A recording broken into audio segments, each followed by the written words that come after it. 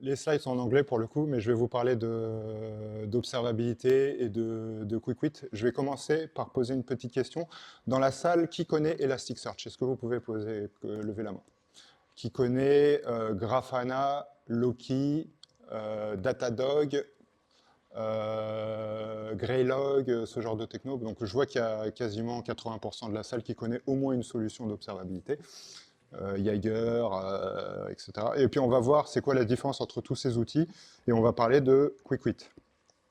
Donc je me présente, je suis fondateur et CTO d'une société qui s'appelait Comwork et on est en train de la renommer petit à petit en CW Cloud. Ma spécialité à la place, c'est plus, enfin ces dernières années, c'est plus tout ce qui est ingénierie plateforme et system reliability engineering. Donc en gros, c'est automatiser les déploiements en prod, s'occuper des problèmes de prod, les investiguer et être capable de remonter jusqu'au code qui a été produit par les développeurs pour identifier les problèmes et avoir le plus de fluidité en prod. Et l'observabilité, c'est un des piliers les plus importants dans la SRE, donc c'est pour ça que j'en parle. Je suis aussi contributeur open source, donc on fait des outils open source dans la société, mais on contribue aussi à l'écosystème de la Cloud Native Foundation. Donc ça peut être des intégrations dans Falco, dans Grafana, dans ce genre d'outils. Donc principalement du Go. On n'a pas parlé trop de Go dans la conférence, mais moi j'en parlais un tout petit peu. Euh, et donc ce que je disais, la plateforme CW Cloud, c'est une plateforme qui permet d'accélérer les déploiements et aussi de faire des fonctions serverless en mode langage de programmation ou en mode low-code. Ceux qui sont passés à notre stand, ils ont pu avoir des démos un peu plus détaillées, mais ça ne devrait pas être l'objet de ce talk. En tout cas, il y a des QR codes qui s'affichent à chaque fois si vous voulez creuser. Et comme ça va être rediffusé en vidéo, ne perdez pas trop de temps à les flasher à chaque fois parce qu'il y a quasiment un QR code par slide. Voilà. Donc ça sera pour le replay. Donc on va commencer à détailler ce que c'est que l'observabilité. Donc l'observabilité, c'est la capacité à mesurer l'état de votre plateforme. Et alors au départ, c'était principalement des logs. Ensuite, on a commencé à parler de métriques et de traces. Et je vais expliquer c'est quoi la différence entre les trois piliers de l'observabilité. Aujourd'hui, tout le monde est d'accord pour dire que l'observabilité, c'est les logs, les métriques et les traces. Voilà. Euh, donc les logs, c'est ce que la plupart d'entre vous doivent connaître, je pense. C'est des enregistrements datés et on peut mettre un peu ce qu'on veut et généralement on met des informations qui vont nous aider à débugger et à comprendre ce qui se passe dans notre code, mais il n'y a pas vraiment de format, de standard. Ça peut être du JSON, ça peut être du texte plat et puis surtout c'est le développeur qui choisit directement dans son logger. Il y avait une conférence de Spring tout à l'heure et on voyait bien comment on écrit des logs avec du log4j ou du SLF4j, j'ai oublié ce que c'était. Mais en tout cas, c'est des chaînes de caractères et on fait un peu ce qu'on veut. Les métriques, elles, par contre, ça va vraiment être des données numériques sur lesquelles on va pouvoir faire des statistiques, des régressions linéaires, des histogrammes, des moyennes, enfin, des agrégations en tout genre. Et donc, on va plutôt les stocker dans ce qu'on appelle des time series database. On en parlera juste après. Et on a les traces qui, elles, sont des formes de logs un peu plus normalisées pour pouvoir identifier la relation causale entre les différentes briques d'une application, parce qu'aujourd'hui, vous l'aurez noté, mais les applications, elles sont devenues de plus en plus distribuées. Même un simple site web, c'est en train de devenir avec des microservices, des API REST en tout genre. Même il y a un front, il y a un back, il faut forcément que ce soit une API avec le front, etc. Et donc, plus on a d'éléments qui interagissent entre eux, plus c'est dur de suivre une transaction. Avant, une transaction, c'était simple, il n'y avait qu'un seul thread et puis la transaction, c'était dans le thread. Maintenant, vous avez des fils de messages, vous avez des API, des endpoints REST, etc. Donc, pour retrouver toute la transaction exactement où ça s'est passé, écrire des logs, c'est plus suffisant pour débugger une architecture microservice. Donc, on a les traces. Tac. Là, on a une petite landscape des différents outils que j'ai séparés dans les trois piliers. Donc, on reconnaît dans les métriques Prometheus. D'ailleurs, j'ai oublié de demander qui connaît Prometheus dans la salle. Il y a quand même quelques personnes qui connaissent Prometheus, un peu moins. D'autres outils qui sont dérivés de Prometheus. Donc, on a Thanos, Mimir et Victoria Metrics. qui sont... Alors Thanos et Mimir, ce sont des surcouches de Prometheus qui permettent de faire de la fédération de plusieurs instances de Prometheus, parce que Prometheus ne scale pas, c'est un single tenant, et quand on veut faire du clustering, bah, il faut compenser avec des outils comme Mimir ou Thanos. Victoria Metrics, eux, ils ont fait un autre pari, ils ont dit on va réécrire une base NoSQL distribuée, shardée, un peu comme InfluxDB, MongoDB, Cassandra et compagnie, mais compatible Prometheus. Donc c'est une réécriture intégrale en Go. Et c'est la meilleure. Disclaimer. Voilà. Ensuite, vous avez les traces. Donc ça, c'est les outils qu'on connaît, Zipkin, Jaeger, Tempo. Donc Tempo, c'est également compatible avec Jaeger. Et ça stocke, si je ne me trompe pas, parce que je le connais un peu moins, il est récent, c'est Grafana qui l'a sorti, ça stocke sur de l'object storage, donc ça réduit les coûts. Au centre, j'ai mis des outils qui sont un peu transverses comme Grafana, parce que Grafana, finalement, on peut visualiser des logs, chercher des logs, visualiser des métriques, faire des graphiques. Elasticsearch, c'est un peu pareil avec Kibana, c'est plus qu'un simple moteur de recherche, mais c'est une solution complète d'observabilité maintenant avec une time series database, une vector database, des outils de visualisation. Et vous avez QuickWit qui gère les logs et les traces, et c'est de ça dont on va parler. Et puis j'ai bien sûr mis Loki, et celui-là qui est moins connu, qui est Greylog, qui s'appuie également sur du Elasticsearch.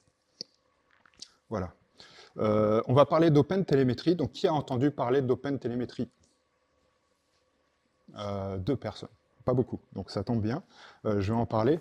On a eu, finalement, avec l'observabilité, on est tous arrivés à peu près à avoir les mêmes besoins, comment je collecte les logs, comment je les transfère, est-ce que je fais du pull, est-ce que je fais du push, et on a eu des premiers standards qui sont apparus. Je pense que peut-être Open Tracing, ça parle à plus de gens. Open Tracing, personne?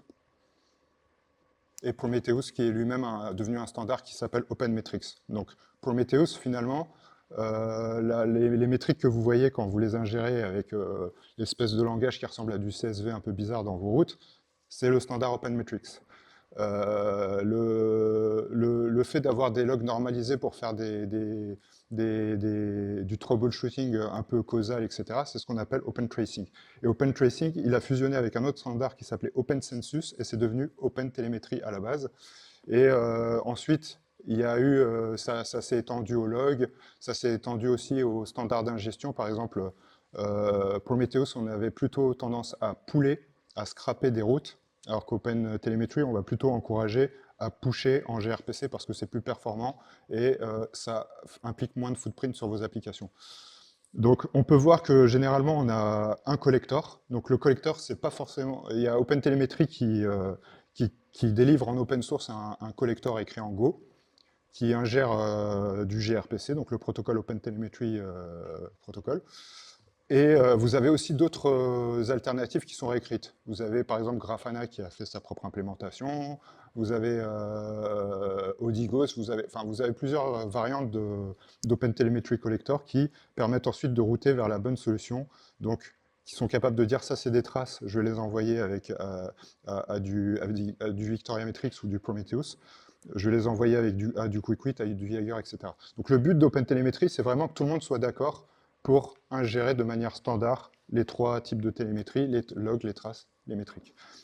On voit sur le schéma que Prometheus, lui, il scrape toujours l'OpenTelemetry Collector parce que jusqu'à très récemment, jusqu'en novembre, Prometheus n'était pas compatible OpenTelemetry. Ils sont assez lents en vélocité ces derniers temps. Mais depuis la version 3 qui est sortie, il me semble, vers novembre, ils ingèrent de l'OpenTelemetry HTTP. Donc OpenTelemetry Protocol, il y a 2 versions, il y a gRPC et HTTP. Voilà. Vous avez un super talk qui parle de Victoria Metrics, justement, d'un speaker qu'on connaît bien dans l'écosystème français, qui s'appelle Julien, qui travaille chez Deezer, et il fait une super présentation pour présenter Victoria Metrics. Je vous recommande d'aller la voir. Ça, c'était à Devox France il y a 2 ans, je pense. Voilà. Là, on va parler maintenant de QuickWit. Donc, le schéma est peut-être plus visible sur le projecteur, c'est parfait, c'est un peu flou. Mais en gros, l'idée de Vector, c'est vous avez en gros, aujourd'hui, vous avez 2 types de solutions pour les moteurs de recherche de log. Vous avez la version Elasticsearch, et ses forks, par exemple OpenSearch, c'est un fork de Elasticsearch, qui sont des moteurs d'indexation full text. Et vous avez, à l'époque, on avait aussi un composant qui s'appelait Apache Solar, qui est assez proche, qui utilise aussi Lucene, qui le fait de manière distribuée. On l'utilisait déjà aussi pour faire de l'observabilité à l'époque. Ces systèmes-là, en fait, ils sont très performants, mais consomment beaucoup de footprint sur vos infrastructures, notamment du disque, mais aussi beaucoup de RAM, et en plus, c'est du Java, donc ça consomme pas mal. Euh, euh, Ensuite, vous avez des systèmes comme Loki qui sont un peu plus passe-plat, et en fait, Grafana Loki, lui, ce qu'il demande, c'est de labelliser vos logs en avance pour qu'ensuite il puisse les partitionner plus facilement sur l'object storage. Le problème, c'est que si vous ne labellisez pas bien, après vous avez des logs qui sont plus recherchables facilement, qui sont très lents. Donc en fait, ça vous coûte beaucoup moins cher sur votre infrastructure vu que l'object storage enfin, c'est du low cost, c'est du storage partagé, donc les prix sont beaucoup plus bas sur du cloud. Et du coup, il y a des avantages et des inconvénients. Et en fait, Quikwit, ils ont essayé d'apporter un middle ground entre ces deux solutions. Et Quikwit, ce qu'ils se sont dit, c'est que vu que l'object storage ralentit la recherche, forcément, puisque l'object storage, le principe, c'est de faire des requêtes HTTP pour accéder à votre storage de façon distribuée. Donc, object storage, j'ai oublié de demander si tout le monde connaît, mais en gros, c'est l'équivalent d'Amazon S3. Peut-être S3, c'est plus connu par du monde. Et en fait, S3, c'est devenu un standard qui a été imité par quasiment tout le monde, par tous les autres cloud providers. Donc sur Azure, vous avez Blob Storage, c'est équivalent à S3. Sur GCP, vous avez GCS, il me semble, ça s'appelle. Et à chaque fois, enfin, il y a des petites variantes, il y a des petites subtilités, mais c'est une sorte de standard qui s'appelle Object Storage. Vous avez aussi de l'Object Storage on-prem, etc. Ensuite, Quikwit se sont dit, on va réécrire Apache Lucene en Rust. Donc Rust, c'est un langage compilé un peu comme C++, qui est un peu plus récent et un peu plus sympa à développer. Et comme ça, on va gagner en performance par rapport à Lucene qui est écrit en Java. Et quand ils l'ont écrit, les benchmarks montraient que c'était 2,5 fois plus rapide que Apache Lucene. Et ça compense l'Object Storage, la perte de vitesse qu'on aura à l'Object Storage. Donc on arrive à des perfs assez comparables à celles d'Elastic, voire meilleures. Avec un footprint beaucoup plus bas parce que les composants de Quikwit sont écrits en Rust, donc ils consomment beaucoup moins de mémoire vive sur vos infrastructures. Et c'est des économies, il y a des économies d'échelle qui se chiffrent en milliers d'euros pour certaines infrastructures. Et finalement, les perfs sont quasi similaires, voire meilleurs. Voilà. Donc, Quikwit, il est divisé en plusieurs composants, l'indexeur, le searcher et le metastore. Donc, ils ont séparé en microservices l'écriture et la lecture pour que vous puissiez scaler en fonction des charges. Par exemple, quand vous avez beaucoup de logs à ingérer, dans une solution classique, vous allez scaler tout votre cluster élastique qui consomme beaucoup. Quikwit, vous allez plutôt dire, là, on est dans une période où on ingère beaucoup de logs, mais il n'y a pas beaucoup de gens qui sont en train de chercher sur Grafana. Donc, je n'ai pas besoin de scaler le nombre d'instances de searcher, juste le nombre d'indexeurs, ça suffit. Si beaucoup de gens commencent à faire des requêtes, des régressions linéaires, des graphiques sur Grafana, ça va être l'inverse. On va pouvoir scale le nombre d'instances de searcher et pas forcément scale le nombre d'instances d'indexeurs puisqu'on a un volume, etc. C'est prévu pour tourner sur du Kubernetes, évidemment. Ce sont des conteneurs. Vous pouvez, voilà, généralement, le moyen privilégié d'installation, c'est un mchart. Quikwit, alors, les raisons que je viens d'expliquer, elles sont mieux détaillées dans cet article de blog de pourquoi nous, on est tombé amoureux de Quikwit, littéralement. Et j'ai oublié de préciser, mais j'ai été développeur pour Quikwit, justement, principalement sur l'intégration dans Grafana. Et Quikwit vient d'être acheté par Datadog. Donc il est possible que la marque Quikwit disparaisse. Je n'ai pas trop bien compris leur roadmap, mais en tout cas maintenant c'est un produit de Datadog. Voilà. Ensuite, j'ai un autre article qui peut vous intéresser, c'est aussi le fait qu'on peut utiliser Quikwit pour faire de la métrique, même si ce n'est pas une vraie time series database. Le fait qu'on puisse ingérer de l'OpenTelemetry ou de l'OpenMetrics avec de l'OpenTelemetry Collector fait qu'on peut aussi transformer ceci en JSON et les indexer dans des documents QuickWit. Et là, j'explique, je donne des tips pour pouvoir indexer ça de façon en mode document. Pourquoi nous on fait ça? Parce que ça évite de multiplier le nombre de stacks sur notre observabilité et que la plupart du temps, en fait, on n'a pas besoin des fonctions avancées d'une time series database. On a juste besoin de faire des agrégations classiques comme des moyennes, des pourcentages, des percentiles, etc. Et ça, un moteur de recherche, il sait le faire. Et vu que QuickWit, il stocke sur de l'object storage, ça nous coûte moins cher que si on avait un cluster de Victoria Metrics en plus à gérer qui consomme du disque. Voilà. Par contre, si vous avez des opérations mathématiques un peu avancées à faire, là, on recommande toujours de repasser sur une time series database, par exemple, s'il faut soustraire deux métriques différentes ou faire des statistiques sur des métriques qui sont différentes, là, il va falloir vraiment repasser sur de la time series database. J'explique dans cette démo une fonctionnalité justement de CW Cloud qui est de permettre de définir des monitors. Donc ce qu'on appelle des monitors, c'est des health checks mais en mode no code. Donc toutes les minutes, on va requêter vos sites web, vos web services, etc. ou vos bases de données en TCP ou en HTTP. Et en fait, ça renvoie de l'OpenTelemetry ou de l'OpenMetrics. Et derrière, donc, vous pouvez choisir votre stack d'observabilité, ce que vous préférez. Vous pouvez rester sur du Elastic, Kibana, vous pouvez faire du Loki, vous pouvez faire ce que vous voulez. Et dans cette démo, justement, je présente comment on le fait avec QuickWit. Donc là, on va parler un peu des mappings de QuickWit et des types. En fait, c'est exactement le même principe qu'Elasticsearch. Vous définissez un mapping d'index typé. Donc vous avez des types text, datetime, integer 64 bits, flottant, nombre à virgule flottante 64 bits, entier non signé 64 bits, les adresses IP, des représentations binaires ou boîte 64, des documents JSON nested. Vous avez aussi des types composites, comme vous avez des tableaux et des sous-objets imbriqués, donc des nested objects. Vous avez aussi la documentation, etc. Le langage de requête de QuickWit est vraiment similaire à celui de Lucene, avec quelques petites subtilités. Par exemple, Lucene, il accepte les espaces entre les deux points, QuickWit ne va pas l'accepter. Tantivy ne va pas l'accepter. Donc j'ai oublié de préciser, mais le moteur de recherche Lucene, l'équivalent dans QuickWit s'appelle Tantivy, qui est aussi utilisé par d'autres produits en open source. Voilà. Donc là, vous avez, en gros, ces clés de points valeur. Donc ça, c'est pour faire une recherche. Vous avez le wildcard pour pouvoir dire, ça commence par value et je vous laisse deviner le reste. Vous avez les intervalles. Vous avez des séquences de mots.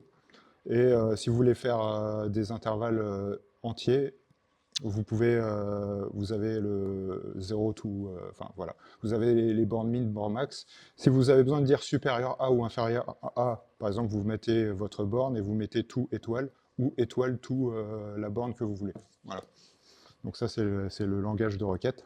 Assez simple, mais on arrive à peu près tout faire ce qu'on veut avec ça. Vous avez aussi les opérateurs booléens, hein, classiques, le not, le or, le end. Donc par défaut, si vous ne précisez pas, c'est du end qui est appliqué. Donc si vous voulez faire du OR, il faut bien le préciser. Voilà. On va parler un peu de Vector. Donc Vector, c'est un agent de collecte qui est aussi écrit par Datadog en Rust. Donc c'est pour ça qu'on l'aime bien. C'est qu'il est très très performant, beaucoup plus performant que du Fluent sur les infrastructures. Et un peu de la même façon que tous les ETL, vous avez différentes sources de données. Donc ETL, pour ceux qui ne connaissent pas ou celles qui ne connaissent pas, ça veut dire Extract, Transform, Load.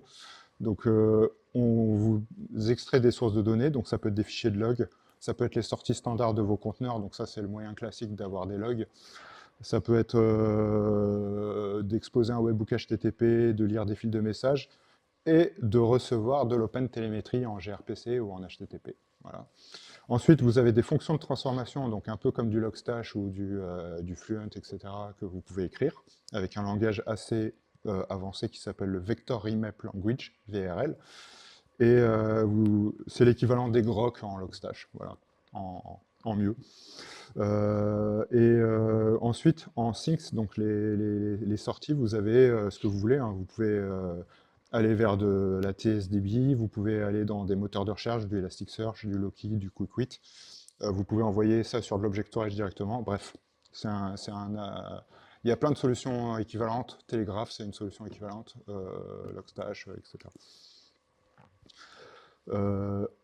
Ici, on a une documentation qui explique comment utiliser Vector avec QuickWit, sachant que comme les deux appartiennent à Datadog maintenant, il est possible qu'il y ait une nouvelle stack Datadog on-prem qui se dessine, on ne sait pas, qui va commencer par là.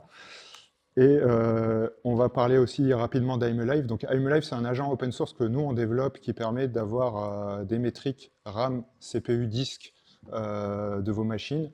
Et le petit avantage de ce produit, c'est que vous pouvez choisir soit d'exposer des routes Prometheus que vous allez scraper, soit d'exporter ça sur de vos sorties standards, soit de le pusher en OpenTelemetry. Donc pour illustrer les différentes façons de collecter, c'est un bon outil. Et alors, je suis peut-être un peu en avance sur les slides. Mais on va passer évidemment à une démo. Et on va tout de suite passer ici. Donc pour gagner du temps, en fait, j'ai déjà installé QuickWit sur un Kubernetes local, donc Kind, Kubernetes in Docker. Ici, j'ai une petite CLI que j'ai créée en Python pour gagner du temps, pour éviter de faire trop de commandes pendant la démo, avec du Helm, avec du mtemplate, avec des values, etc. Surtout, je ne suis pas sûr que tout le monde soit à l'aise avec Kubernetes dans la salle. D'ailleurs, qui maîtrise bien kubectl, Helm dans la salle? Ouais, une minorité. Donc je vois 3 ou 4 mains levées. Et donc ça tombe bien. Voilà.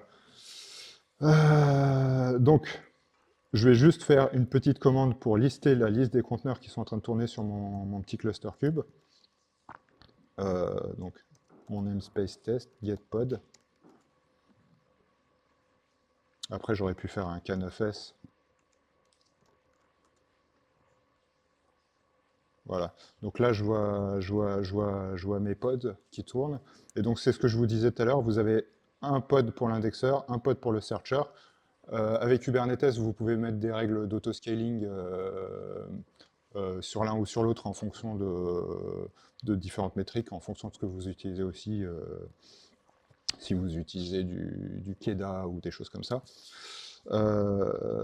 J'ai un Grafana qui tourne, et j'ai aussi un QuickWit, j'ai le control plane de QuickWit, j'ai le IMELive, donc le conteneur qui me permet de sortir les métriques de ma machine, et j'ai une instance de Jaeger. Jaeger, c'est un outil pour visualiser vos traces et faire justement du debug de traces. Et on va regarder ensemble. Alors, du coup, on va commencer par regarder ce que fait IMELive. Donc là, j'ai une deuxième commande qui me permet de ouvrir un tunnel sur mon cluster cube et regarder les différents composants. Voilà, IMELive. Alors, il faut que j'aille dans démo. Tac. Hop. Donc là, je vois que j'ai IMELive qui me répond OK. On va discuter un peu avec lui. Je vais ouvrir un autre onglet parce que ça va être plus pratique. /doc. Non.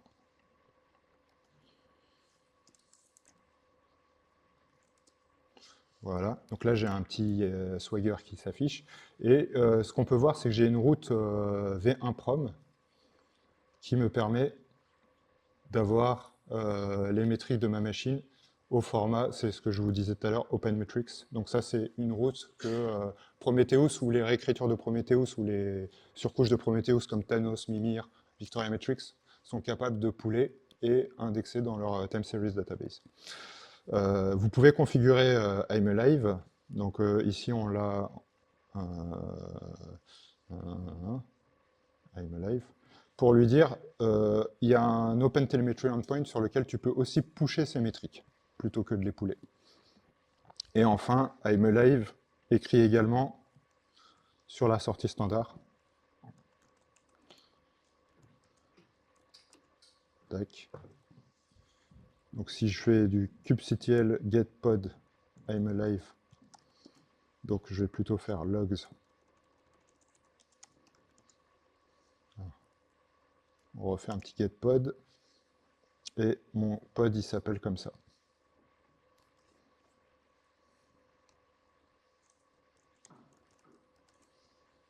Donc là, on peut voir que toutes les 60 secondes ou toutes les 30 secondes, selon la configuration qu'on a fait, il est créé aussi un JSON, enfin un log classique avec les mêmes métriques. Donc on a la même représentation qui est écrite sous forme de log, qui est écrite sous forme de et qui est envoyée aussi sous forme de metrics Prometheus ou OpenTelemetry.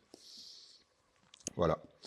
Et du coup, on va pouvoir aller voir ce qu'on a dans QuickWit. Donc là, je vais refaire ma commande précédente. Port forward. Tac, je reviens sur mon README. Là, je vais aller sur QuickWit.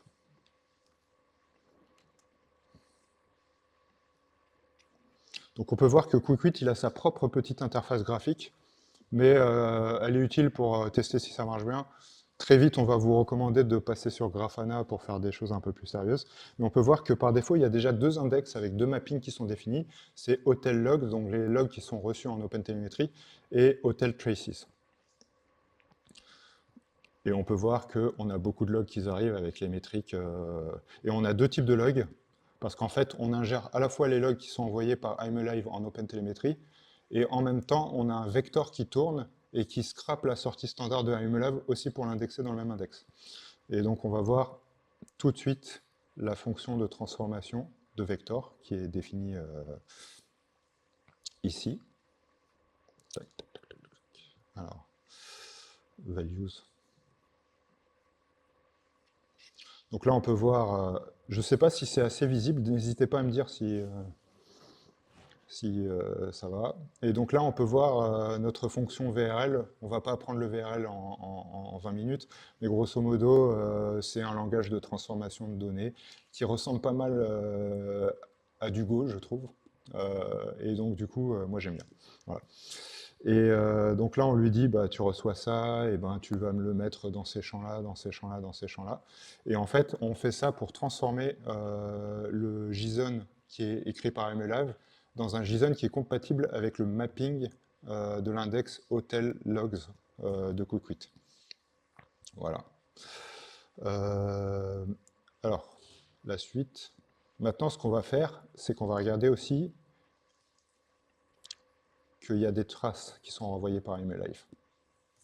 Et donc, il y a un deuxième index. Donc, QuickWit reçoit des traces, les index comme des logs, parce qu'en finalement, les traces, c'est des logs. Et derrière, QuickWit est compatible avec l'API gRPC de Jaeger pour pouvoir visualiser les traces dans Jaeger. Et donc, on va voir qu'en fait, en utilisant Jaeger, finalement, on est en train de taper sur QuickWit. Je reviens sur mon truc. Et là, maintenant, on va ouvrir du Grafana.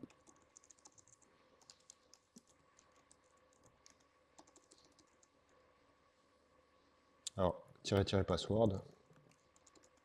Grafana, à l'install, il génère un premier mot de passe par défaut aléatoire. Donc c'est pour ça que j'ai fait aussi une CLI, c'est pour aller chercher le secret dans Kubernetes et le débase 64isé pour pouvoir aller plus rapidement.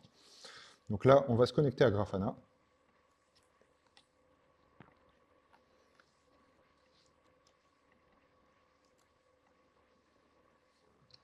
Et on va voir que je vais pouvoir rajouter des data sources.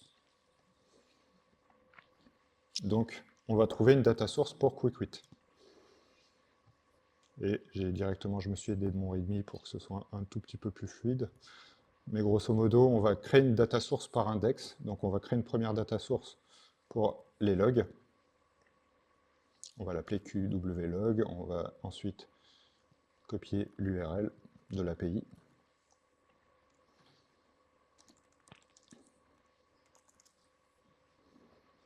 Et on va lui donner un index ID. Alors, ce que j'ai oublié de préciser, c'est que QuickWit a aussi un endpoint underscore Elastic pour que justement il est compatible avec les requêtes de recherche d'Elasticsearch. Et donc c'est pour ça que ça a été assez simple de faire un driver, enfin d'avoir développé ce plugin pour Grafana, c'est que finalement on s'est beaucoup inspiré de celui qui avait été fait par Grafana pour Elasticsearch. Donc ma data source, elle a été ajoutée, et du coup maintenant je peux l'explorer, et on peut voir que j'ai mon petit moteur de recherche où je peux faire de la recherche full text, un peu comme vous avez l'habitude hein, avec du Grafana ou du Kibana. Par exemple, je peux dire que je vais filtrer sur... Alors qu'est-ce que j'ai comme champ que je peux filtrer? Bah, body.status, ok, voilà.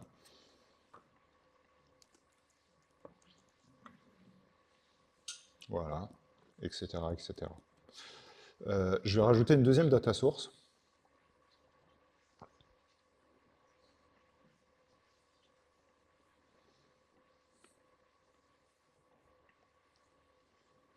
Pour les traces.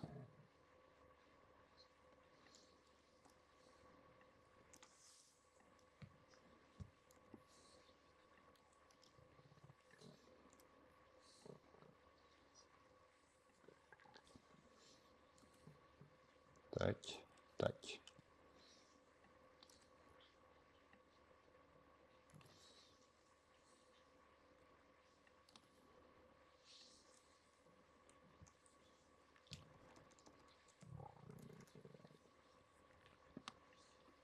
Donc là, même combat, je vais explorer les datas et je vais pouvoir directement voir que j'ai des traces qui sont exécutées et cherchables comme des logs.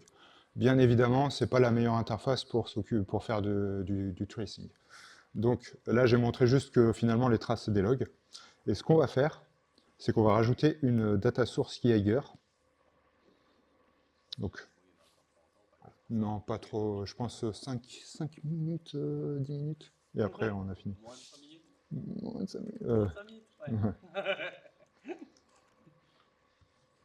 Alors j'essaie de le raccourcir en 30 minutes, mais c'est un peu compliqué. Là, je peux voir que j'ai des traces qui s'affichent. Et on peut voir que c'est l'interface de Jaeger, donc on ne va pas commencer à faire du vrai tracing tout de suite. Mais ce que je disais derrière, c'est qu'en fait, Jaeger, finalement, on n'a pris que l'interface graphique et sa requête quick quit automatiquement. Et du coup, si je retourne sur Grafana, alors je vais ouvrir mon tunnel. Tac. Jaeger. Je peux rajouter une data source pour Jaeger. Alors, c'est ça. Et ça va être la dernière démo, vous inquiétez pas. On en a vraiment pour pas beaucoup de temps. Hop.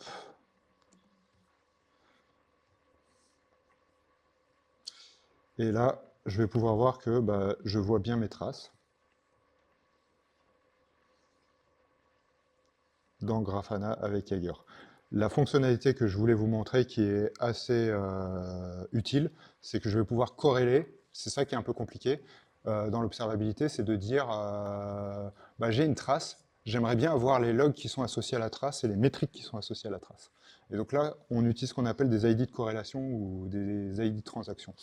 Et une des fonctionnalités qu'on a développées sur le plugin, justement de QuickQuit, c'est de dire, bah, en fait, mes logs, je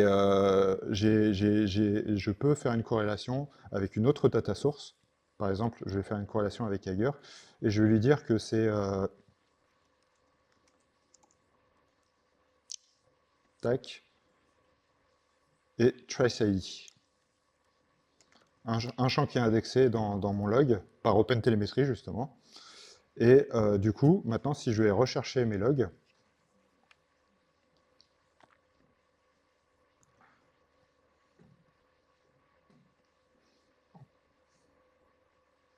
on va pouvoir voir que justement, bah voilà, j'ai trouvé un log anormal, j'aimerais bien rentrer dans le détail et voir toutes les traces qui sont associées au log. Bah directement, je peux cliquer ici. Alors j'ai un 13 pouces, ça ne va pas être super, mais je vais pouvoir avoir les traces Jaeger associées à la même corrélation et qui sont dans la même transaction que mes logs. Donc franchement, ça aide beaucoup pour le débuggage, surtout quand vous avez des architectures avec des centaines de microservices. Ça devient pour moi, aujourd'hui, faire du tracing, quand vous avez plus d'une dizaine de microservices, c'est indispensable. Voilà. Sinon, on ne s'en sort pas. Vous avez d'autres outils qui facilitent aussi le tracing des APM, des Datadog, des choses comme ça, mais voilà. En tout cas, les logs, c'est plus suffisant pour observer des architectures microservices. Je ne sais pas si les gens qui en font sont d'accord ou pas. Donc, c'était tout pour cette démo. Merci d'être resté jusqu'au bout. Hein. 5h20.